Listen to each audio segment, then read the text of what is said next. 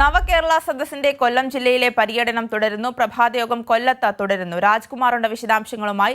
രാജ്കുമാർ, നവകേരള സദസ്സ് കൊല്ലത്ത് പുരോഗമിക്കുമ്പോൾ ഇന്ന് പ്രഭാതയോഗങ്ങൾ ആരംഭിച്ചു എന്ന് മനസ്സിലാക്കുന്നു.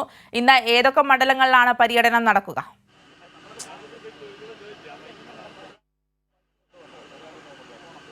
ഇന്ന് രാവിലെ ഇപ്പോൾ പ്രഭാതയോഗം നടക്കുകയാണ്. കൊല്ലം ബീച്ച് ഹോട്ടലിലാണ് പ്രഭാതയോഗം നടക്കുന്നു. ഇവിടെ കൊല്ലം ബിഷപ്പ് പോൾ മുല്ലശ്ശേരി ഉൾപ്പെടെയുള്ള നിരവധി പേർ, അതായത് കശുവണ്ടി തൊഴിലാളികൾ, കൈത്തറി തൊഴിലാളികൾ, അങ്ങനെ പരമ്പരാഗത മേഖലയിലെ തൊഴിലാളി തൊഴിലാളികളും ഉൾപ്പെടെ ഭിന്നശേഷിക്കാരെല്ലാം ഈ യോഗത്തിൽ പങ്കെടുക്കുന്നുണ്ട്. ഇപ്പോൾ പ്രഭാത ഭക്ഷണം മുഖ്യമന്ത്രി എല്ലാവരെയും കൈകൂപ്പി വണങ്ങിക്കൊണ്ട് എല്ലാവരെയും സ്വാഗതം ചെയ്ത് അദ്ദേഹം ഇപ്പോൾ എല്ലാവർക്കൊപ്പം ഭക്ഷണം കഴിക്കുകയാണ്.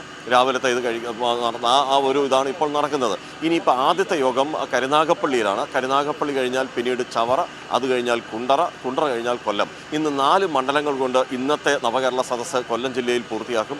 നാളെ വീണ്ടും 3 മണ്ഡലങ്ങൾ, അതോടുകൂടി കൊല്ലം ജില്ലയിലെ 11 മണ്ഡലങ്ങളുടെയും നവകേരള സദസ്സിൻ്റെ സ്വീകരണ പരിപാടികൾ അവസാനിക്കും.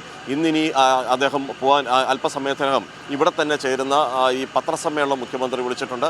അതിലായിരിക്കും ഇതുവരെയുള്ള ഈ സംഭവവാസങ്ങളെക്കുറിച്ച് അദ്ദേഹത്തിൻ്റെ മാധ്യമപ്രവർത്തന ചോദ്യങ്ങൾക്ക് അദ്ദേഹം മറുപടി പറയുക.